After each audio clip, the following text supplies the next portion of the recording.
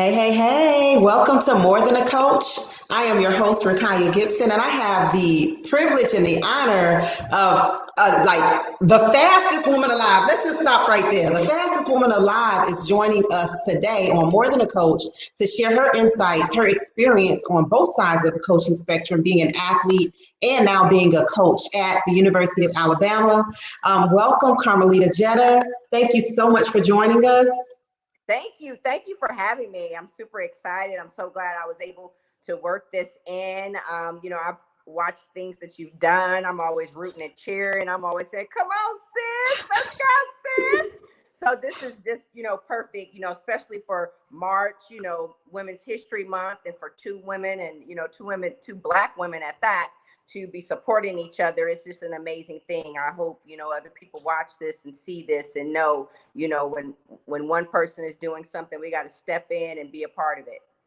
Wow, thank you so much for that. Yes, Women's History Month, and we are here with one of the history makers in the sport of track and field, Carmelita Jeter. When you think about the 100-meter dash, people think of two times that are almost seemingly untouchable at this time, Flojo and Carmelita Jeter. And I think about what you accomplished and really like what you put your body through to get to that point. Because I was coaching high school. I'm only a year older than you, and I was coaching high school when you were like still on the scene. And I'm like, how is this woman doing this? She is like phenomenal. Made me think, I'm like, can I get back out there and do something? But slow down, Rakaya, you ain't ready.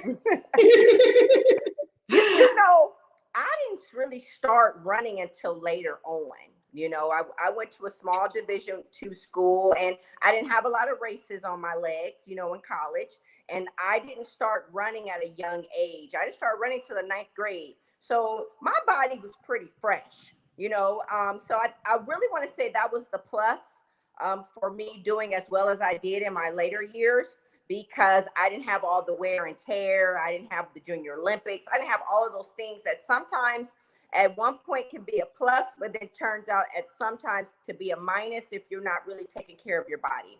So, Right. When I came along a lot later, I had pluses around me. A, my body was fresh, but B, I was older also. So I took care of myself in ways that maybe some younger athletes just aren't doing because they haven't, matured yet in the sport.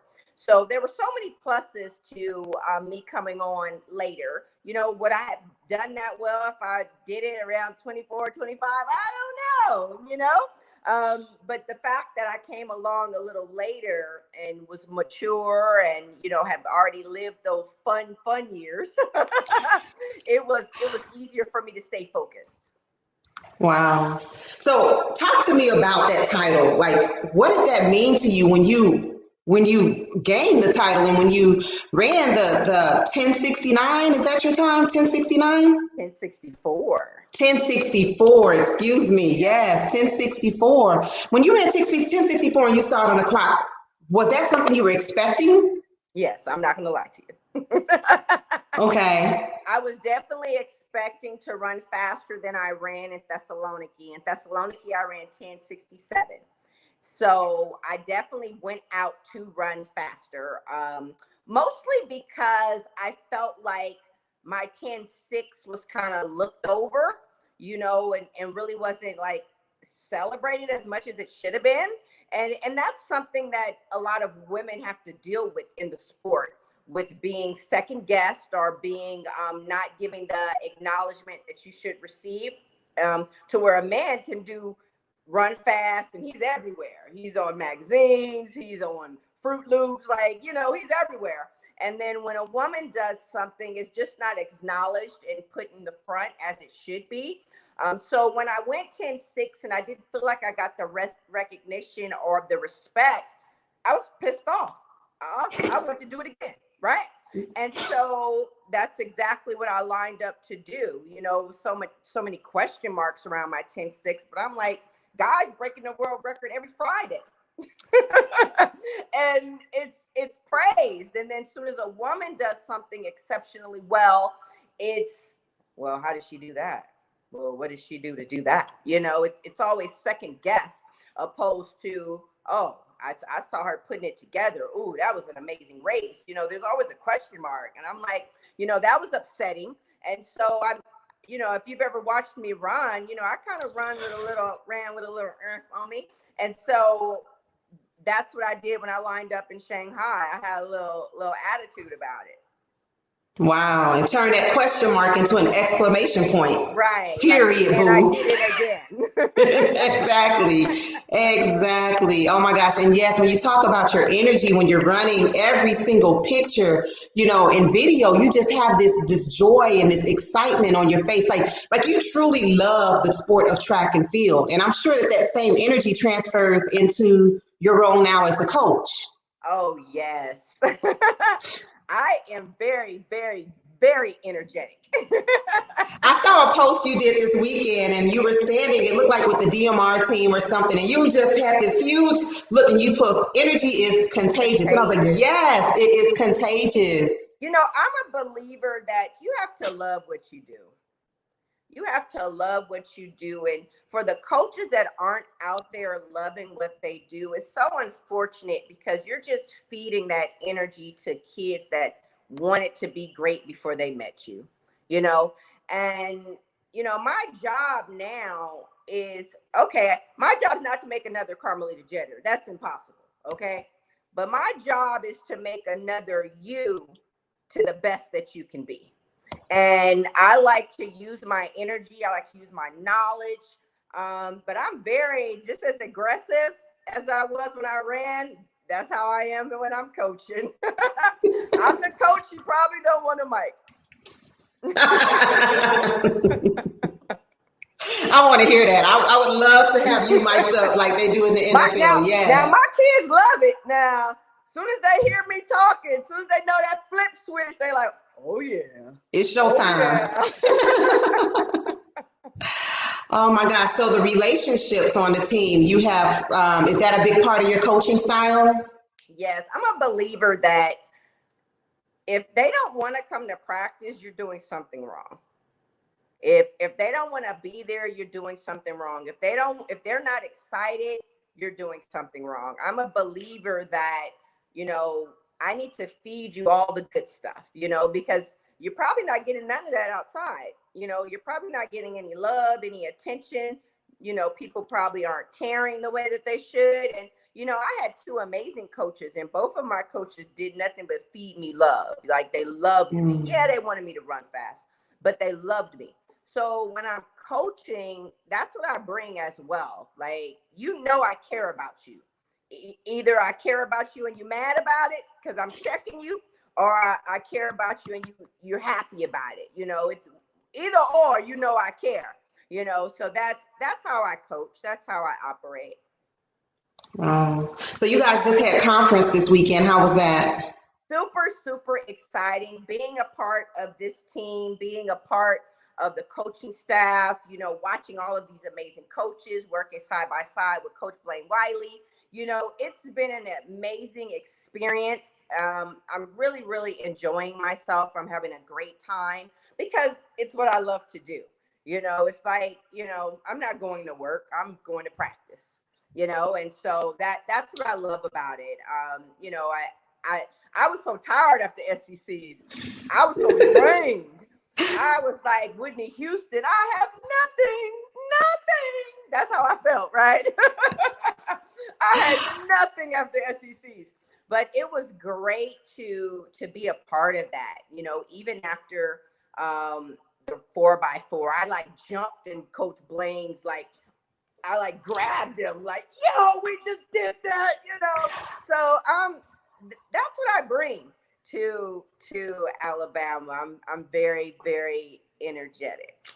That's awesome. That is so amazing. And you coach males and females? Yes, we coach males and females, 100, 200, 400, all the sprints, all the way up relays.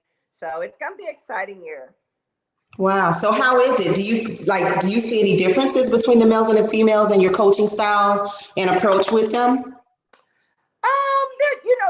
There's definitely different approaches to each athlete, not even necessarily male or female. Because I have a guy that maybe I have to talk a little softer to, And then I might Mm. have a girl where I gotta be like, yo, what's up?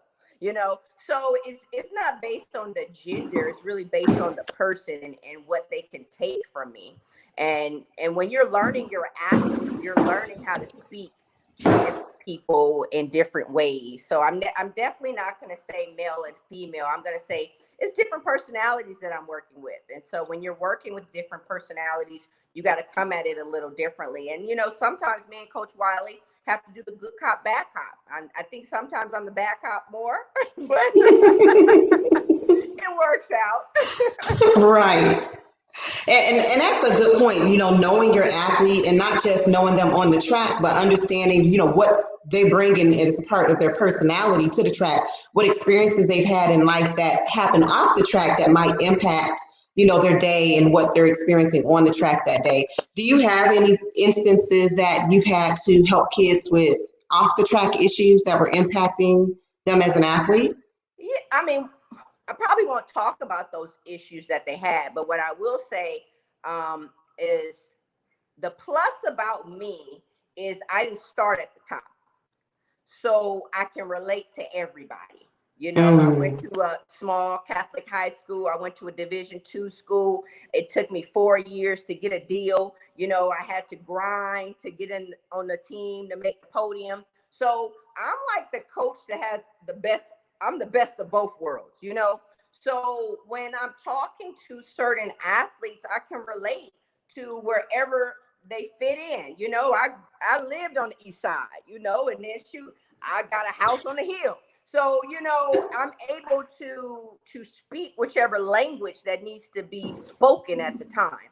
I'm definitely gonna say that's one of my pluses. Like I know how to dress up and I know how to dress down. And that happens with coaching too. If you're able to relate with your athletes, you can teach them, better, and you can talk to them and you can relay situations that they might have in the outside world to something similar to you.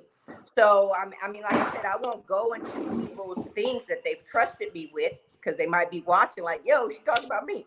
But what I will say is I'm able to relate to everybody. And that's the plus of me. Wow. Wow. That's so powerful, like what you're saying, how you had to come through from and grind your way and even starting with a D2 school because there's so much talk, amongst athletes. They always want to say, I want to go D1, I want to go D1. But here's the fastest woman alive, Olympic gold medalist, and a person who started with a D2 school, even like you said, starting at a small Catholic high school, maybe not having the opportunity to go to Junior Olympics, like you said. I think that I read that you didn't even start as a track athlete. You started as a basketball athlete. I played basketball, and my basketball coach wanted me to run track to stay in shape. I was out there in basketball shorts, Anthony Hardaways. I'm telling my age by saying Anthony Hardaways. But I was, not really taking track that seriously, and it just worked out for me. Now, what I will say is sometimes people get caught up on schools and they don't get caught up on the coach, you know, and I was great at that Division II school because I had a great coach. Mm. Coach Warren Edmondson had been to the Olympics. He ran for UCLA. So I just wasn't getting some old low blow, coaching me. I really got a great coach. And then I got a coach that had daughters, so he knew how to speak to us and talk to us and showed us nothing but love. And that's what turned Carmelita into be a great runner. Because we didn't go to the big meets, we didn't have the exposure. I got one pair of spikes all year, and one pair of tennis shoes. So it wasn't like I was balling out of control with gifts. So it was truly the coach that made the difference. So, and I'm a believer of that, you gotta mess with the coach.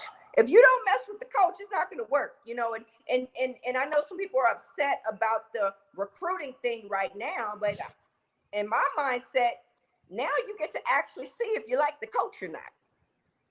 You don't get to see the Right. facilities. You don't get to see the flash and the big lights. You actually have to talk to the coach. Right. Right. And like you said, that makes all the difference at a university because that's the person that, like you said, you're going to have to mesh with. You're going to have to see if they can bring the best out of you. What is their purpose for coaching? And like you said a moment ago, you said your purpose is to help people, to make them the best people that they can be on and off the track, I'm sure. Yes, on and off the track. I just want you to be great, whatever that lines in. Wow. So talk to me about COVID and how that has impacted training and, the whole process for track and field this year for you as a coach. Well, what the first thing I want to acknowledge to all of the athletes that, I mean, at 18, 19, and 20 years old, you're not trying to be this responsible, right? You're trying to hang out. You're not trying to wear a mask. You're trying to go to a party. You're a freshman. You're in college. You couldn't wait for this moment, right? And now, boom, you don't get to go nowhere. So, you definitely have to commend these athletes for being way more mature than their age probably is, right? And knowing that it's bigger than them and knowing that it's about the team. If anything, I feel like the COVID has helped athletes realize what's truly important in your circle. Of course, we could talk about not being able to go to certain meets or not being able to travel, not being able to do a lot of things. But at the end of the day, what it's shown athletes is what's truly important. Your coaches, your teammates, your trainers, that's what's important. So, hopefully everyone learns something from this and really, gets a really good family-based relationship with their team. Right, right. And understanding about their goals too, because now with everything stripped away, it's kind of like, now, is it really that important to you? Are you willing to do what it takes to be the best? It definitely turned on a green light, I'm sure, for a lot of people. And you see performances right now, like performances, there's some people whose performances are way better than they were in the past. So it's kind of like you can tell who was taking care of business during quarantine and who wasn't. Who was taking care of business and who was playing, yes. Wow. Talk to me about moving forward for Carmelita Jeter. What are your goals as a coach? Where do you see this going? To take over the world. No. Listen, I'm a Pinky and the Brain fan, but this is what how I'm going to answer that question. Everything is aligned for me already. I just have to wait my turn. All the pieces of the puzzle are getting fit and put in places, and my energy's doing what it needs to do. I bring to the table what I bring to the table, and everything else is going to fall into place. So I'm not going to sit here and say, I want to do this and I want to do that. Of course I want to do all of those things, but the way the universe is set up, it's all going to come to play. I'm just going to sit back and wait my turn. But I definitely, at the end of the day, I was a great runner. I did some amazing things, broke some world records. And I'll soon be in the USA Track and Field Hall of Fame. I would love to be in the Hall of Fame as a coach as well. So, in order for that to happen, you have to do a whole bunch of amazing stuff. So I'm just going to claim it and put it in the universe, because if I can one day be in the Coaches Hall of Fame, then everything I wanted came. Wow, I love it. And I love your language, the words that you're using, the energy that you're projecting, talking about energy, talking about, things being in alignment for you. Talk to me about how you keep your spirit so pure and clean. Like that right there transfers to the athletes. And I think that it takes some form of self-care. What are you doing to replenish yourself in between these grueling meets, in between practices? Because coaches do long days. Like I was whipped today. I mean, I had to stay at practice a little bit longer, and I had a migraine because it is grueling. What do you do after a long day to replenish yourself and keep your energy and your spirit right? Well, what I'm going to say, and I'm going to be straight up and down honest with you, is some days I am tired. Yeah. Some days these bags is heavy under these eyes and this spirit is low. And it's just life. You know, it happens to everybody. I have more amazing days than I have, down days. But I'm human, and every day I can't give you everything from my tank every day. Some days I need a little more to get home. So I try to do things like when I come home, I try to have already done like my Zoom calls or whatever I needed to do before I got in the house. So when I get in the house, this is my place. This is Carmelita's place, not Coach Jet's place. And it's nothing different from when I competed. Whenever I would do like photo shoots at my house, they would have to stage my house because when I came home, I never wanted it to look like a track and field house. You never saw any accolades of me. You never saw pictures of me running. You never saw track stuff out. None of that. Because when I come home, this is Carmelita's house, not Jet's house. So it's the same now as I'm coaching. When I walk through this door, this is Carmelita's house, not Coach Jet's house. So I try to, separate it. So when you come in your own space, it's yours. That's one of the things that I do. Another thing is when I do have my off days, I pamper myself. I go get a facial, go get my hair done, go get a mani-pedi, might buy a little something on the websites. I definitely give back to me, because if you're giving so much, you're just riding on E and you have nothing left. And then you're one of those coaches that's going to work and don't really want to be there. And everybody can pick up on that. Right. The athletes can pick up on who wants to be there, who's there because, like you said earlier, who's there because they love it and they want the best out of their athletes, and who's there just to collect the check. Period. So what about when you talked about manifesting? Do you talk to your athletes about visualization and about the importance of setting strong goals? Oh, of course. I'm a goal setter. I write goals down for myself and put them on a piece of paper and check them off as I go. So I did that when I competed. I would write down all the meets and write down, what I wanted to do and write down what I want to do at the end of the year. So nothing's changed. I tell people all the time, from an athlete to the coach, I'm the exact same person. It's just flipped a little bit. So instead of saying I want to open up in 10-8, I'm saying, okay, I want to do this at this meet, and I want to dominate this meet, and I want to be here, and then I want to move there. So it's nothing different. I'm just not the athlete anymore. But I tell people an athlete's mindset is what you need in order to be great, because it's sacrifice, it's goals, it's will, it's putting everything out there, doing it and getting it done. When you think of presidents, like of companies, they're nothing more than an athlete. They didn't set that company up with the mindset of being just a working person. They had to set it up as an athlete, because what do athletes do? They sacrifice years for that one moment to do some amazing things. And it's nothing different. As a coach, I do the exact same thing. I'm sacrificing my body every day at practice, my mind, my voice, my energy, for that one moment at SECs and that one moment at NCAA. So it's no different. I'm still an athlete. I just dressed a little different.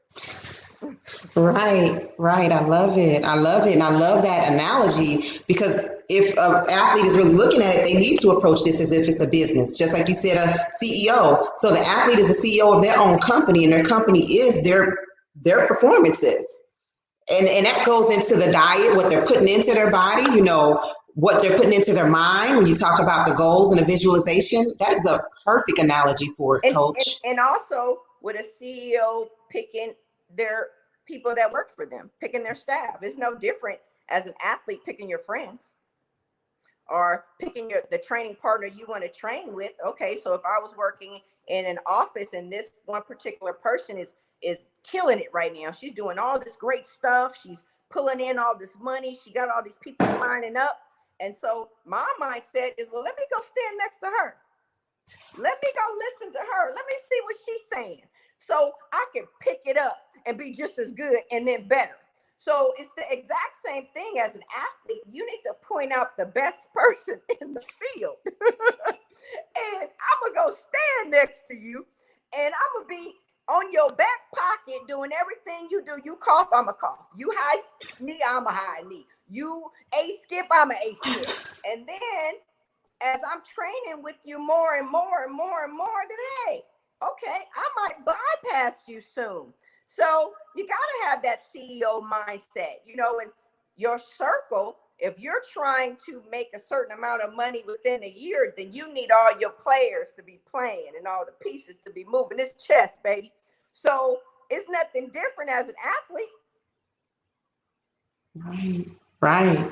Yes. Wow, you up here preaching. I'm like, okay, drop the mic right there. Yes, the CEO. Okay. So, Coach Jetter, who are you off the track? What are like when we talk about more than a coach, who is Coach Jetter? People out there want to know, not the track athlete, but when you said you turn it off and you go home, what does Coach Jetter do for fun? You know what? I am really goofy. And some only really people that really know me and that are like always around me can really say like that girl is goofy crazy. Like I'm definitely goofy. I love my family. You know, family over everything in my book. But if you would just know, okay, she likes to dress. I love to travel. I love to go out of town. I love to shop. I love to horseback ride. I like to do that paint and sip, but my painting's not so great. But I'm really just a ball of fun. I love having fun. If you're a Debbie Downer, I'm not trying to be around you. If you're an energy killer, I'm not trying to be around you. If you're someone that's quick to blame everybody, I can't deal with you. So, I'm definitely a person with a very small circle. That's for sure. But I just love good times. Like good times. I love good times. I love fun. I love enjoying life. Like you're not guaranteed to be here tomorrow. So what you walking around upset for? Oh, preach, sis. We're not guaranteed to be here tomorrow. And we gotta make the most of the day that we have. This day. The only day that really exists is today. The only moment that exists is today. So Right. yes, yes. Talk to me about one of your favorite technical drills, or like, there are so many flaws and problems that exist in track and field across the board. And I think there's a lot of different schools of thought. Some people teach one thing and others teach another. When you get an athlete from high school transitioning to college, what's something that you see common that needs to be fixed, or a favorite drill, or even a favorite workout that you like to use? I love the high knee drill. Nowadays, everybody likes to butt kick when they're running. I don't know why. So, it's just one of the things that when you watch me compete, my knees were always really high. My hands were always really high. So that's definitely, something that, I like to, get them to do. Now, do they do it all the time is the question. But I love to, do that drill. That's one of my favorite drills. I love how it looks. It's just sharp. It just reminds me of when I used to run. Yeah, you're right. Your knees were very, very high. Your form was like, it was very unique and specific. I think I saw one race and you had on like long tights or something, and your knees, you were just out there. So do you stay low out of the blocks, or do you teach to post up out of the blocks? Every athlete is different, and every athlete's body length and leg length and things are much different than, the next person. So, of course I would love for people to stay low, but, that's also a transition of maturity and a transition of being stronger, physically, and a transition of being and trusting, the Mm-hmm. process. Mm-hmm. So, Mm-hmm. it just, that's a hard question to answer Right. because every person's different. Some athletes are coming in a little more seasoned, and some athletes are coming in like, hey, I ran fast, but I was just running. Right. Don't So know what they did to put it right, together. right. So you definitely have to change. I'm a believer that there's no such thing as one size fits all. And I'm definitely a believer of that. Like everybody's not going to get certain things right away, and sometimes you have to cookie cut some things and just give them a little bit. Like, oh, let me give you this little bit, and then I'm gonna wait till you get a little stronger. I'm gonna give you a little more, and I'm gonna wait till you get a little stronger, and I'm gonna give you a little more. But then you might have another person where you could just, give them, as much as they can eat. So I'm very big on everybody's different. Right, right, right. And that's good because, like you said, I mean, you have to differentiate. You have to meet athletes where they are. Some people work better with more volume. Some people work better with less volume and, more intensity. Do you have a specific way that you like to build your program? That's a question that we received is, do you like to focus on speed first, or do you like to focus on volume? Everybody should be able to run a 4x4. So you need to focus on strength and endurance. You can get fast like that, but you can't go back and get strength and endurance, in the middle of the season. So, when I ran, even when I was in college, I could split 51, and as a professional, I could run open 53. So, I came from two programs that you had to be fit. You had to go around the track. So that's what you're going to do. Yes, we just had this conversation today at the track. Carl was going off. He was like, I don't want to hear anybody say they're a 1-2 person or a 2-4 person. You a sprinter, period. You a sprinter, right. And you're going to do them all. Every sprinter should be able to run a 4x4. Exactly. I want to open it up to questions and see if we have any questions out there for Coach Jetter. Thank you so much, guys, for watching so far, and share this video. Coach Jetter, do you have anything that we didn't touch on that you would like to address? Oh, I feel like we touched on everything. We talked about women being amazing.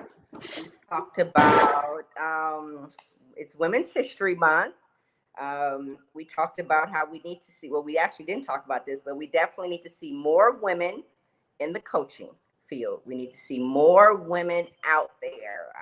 I know sometimes it might get a little frustrating for women, and that you should be in certain places and doing certain things, and you quit before you get there. And so number one thing I'm going to say is don't quit. Keep pushing. It's going to come, it's going to happen, but you also have to align yourself in the right spaces. And you have to make sure that you're being seen. You need to make sure that you're being heard. There's no such thing as you just standing there and not speaking. Okay. We will not be the seen and not heard this year. All right. So I need more women to speak up and be seen and heard. We can do amazing things together. And I'm a believer that if you see another coach that you admire or you respect or you just love what they're doing, don't be afraid to reach out to them. Don't be afraid to say, hey, I would love to, talk to you, if I can, just to pick your brain. I'm a believer that everyone pays a way for someone, and you never know what a small conversation with someone can get you. And if that person likes you and something comes up, they're like, hey, girl, this job just opened up, put your resume in, and so I'm just a believer of reaching out. Sometimes you're going to reach out to somebody that you're not feeling. That's a fact. And their energy's not going to be what you probably thought they were. And it's okay. Right. Go to the next person. And you're going to find someone that's going to feed you, that's going to give you the energy that you need, that's going to give you the advice that you need, the real advice, not the hating advice, but the advice that you need to get from A to B. And you'll know it when you meet a genuine person. So ladies, go out there, get everything aligned, take those classes, do everything you need to do. Everything that they say you need on that resume, go and get it. Right. Get it and have it ready. Stay ready. You don't have to get ready. Because you are so right. Thank you very much.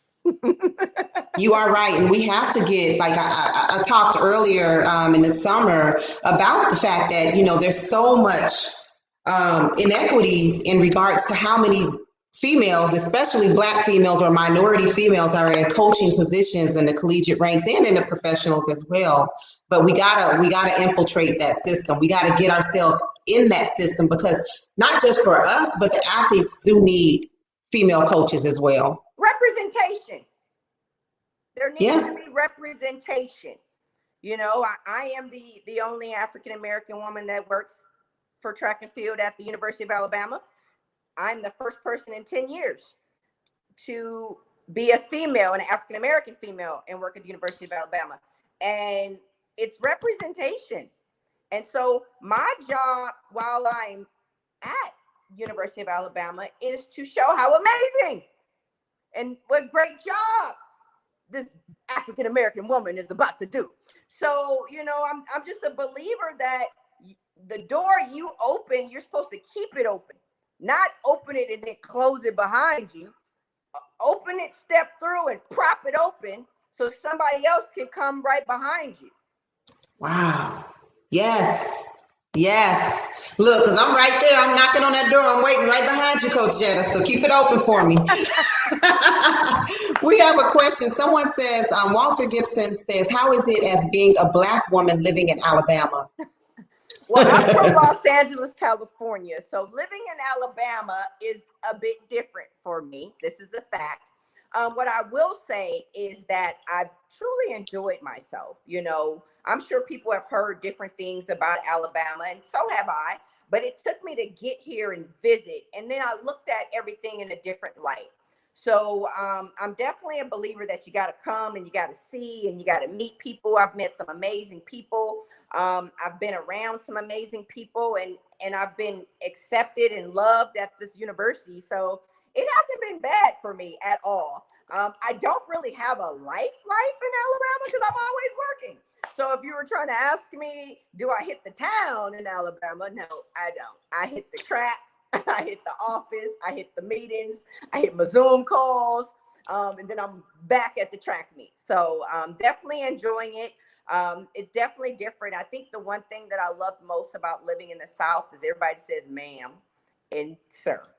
And like I said, I'm from California, and that's just not what's taught with some people. Some people are very respectful, and then you have some people that are as not. I definitely enjoy being around young women and young men that say yes, sir, and yes, ma'am, and show you nothing but the utmost respect. Even if they don't like you, they're still going to say it. So that's one of the things that has truly rubbed off on me. When I talk on the phone with people in California, they say, if you say yes, ma'am, one more time, because I say it so much now. So it's definitely rubbed off on me. Wow. Awesome. And then we just have a few more. This is great. Salute.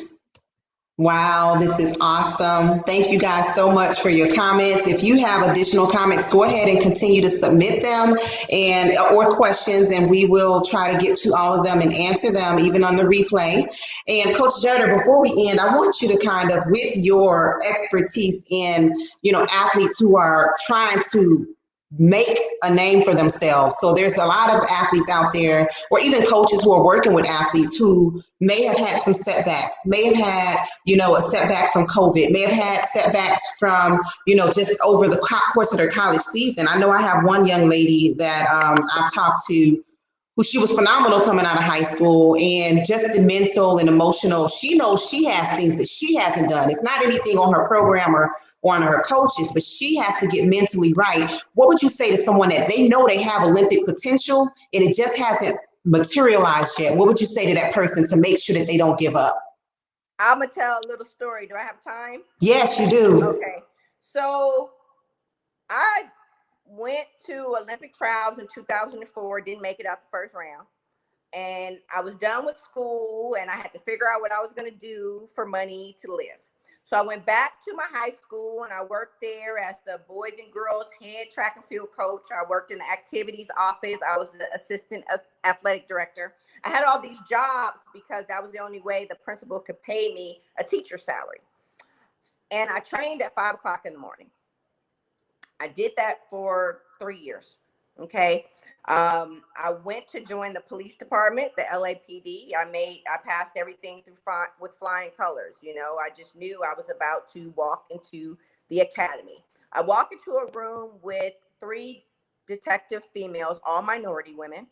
And she's asking me questions. She's asking me about myself. And she stops and she says, Carmelita, I can't hire you. I can't walk you into the academy. I just can't. And I'm thinking to myself, well, why not? You just said I was perfect. You just said I'm perfect. And she said, because when you talk about track and field, you light up. When you talk about track and field, you go. I can hold this application for a year. If you don't make it, I'll walk you into the academy myself. I'm thinking to myself, are you freaking kidding me? I could make what, 70,000 a year right now with benefits. And I'm thinking I'm doing that math. And so I leave out of there. I'm crying. I'm upset. I'm emotional. I'm robbing Peter to pay Paul, and trying to figure out how ends is still gonna meet for me. And I took her advice and I threw all my eggs in one basket. And I ended up making my first team in 2007. And I gave it everything. I trained so hard every day. I ate well. I stopped hanging out. I stopped partying. I set goals. I centered myself with the right people. I went and got a good agent that just really cared about me. And everything fell into place. So the advice that I'm going to give is you got to be willing to sacrifice. You have to be willing to fail. And you have to be okay with trusting the process. Wow. So I have to touch on one thing you just said. You have to be willing to fail. Talk a little bit about that, because I think that so many athletes have a fear of failure and they don't understand how important failure is in this process when you talk about trust in the process. Yeah. So a lot of people don't like to fail. They think that they're supposed to win all the time. And unfortunately, social media doesn't show people failing. It only shows people winning, right? So when you see people and they post this post and they're like, oh, I'm a millionaire, but you was living in a car 2 years ago. But you don't show the living in the car 2 years ago. So I'm a believer that you have to embrace the failure. That's the only way that you're going to get to where you want to get to. You have to be okay with failing in front of a crowd, because once you fail in front of a crowd, can't nobody really say too much to you. You know what I mean? It's like, I just lost in front of 20 million, thousand, billion people. There's nothing you can say that's going to hurt my feelings. You feel me? And so I definitely feel like some athletes are afraid to fail. Like, are they afraid to be tired in practice? Oh, if everybody see me tired in practice, they're going to say I'm not that good. No, they're going to say you're trying to be better, So you got to be okay with failing. You got to be okay with taking the L. It's kind of like getting into your first fight. That first hit hurt, boy. That thing hurt, right? So it's no different than competing. You get hit, you fall down. Guess what? You get back up. If it's a real fight, you better get back up swinging. So it's the same process. Like, you got to be okay with failing, and you got to be okay with showing it. People want to hide the failures. They want to hide the lost races. They want to hide, something bad that's happened. But shoot, promote it. Hey, I made my first SEC, didn't go as planned, but I just made SECs.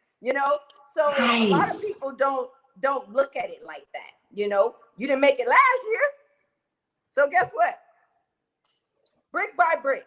You got to build the foundation in order to be great. I didn't run 10-6 overnight. It looked like it, but I didn't. I love that. Thank you, Coach. Thank you. So, like she said, be willing to sacrifice, be willing to fail, and believe and bet on yourself, right? You gotta bet on yourself. Even as coaches, to my female coaches out there, you got to be okay with turning stuff down. You got to be okay with knowing your worth. You got to be okay with saying, nah, I'm going to stay where I'm at until something better comes along. Like, you have to be okay with betting on yourself. Wow. Thank you. Okay, I'm taking it all in, Coach. I'm taking it all in.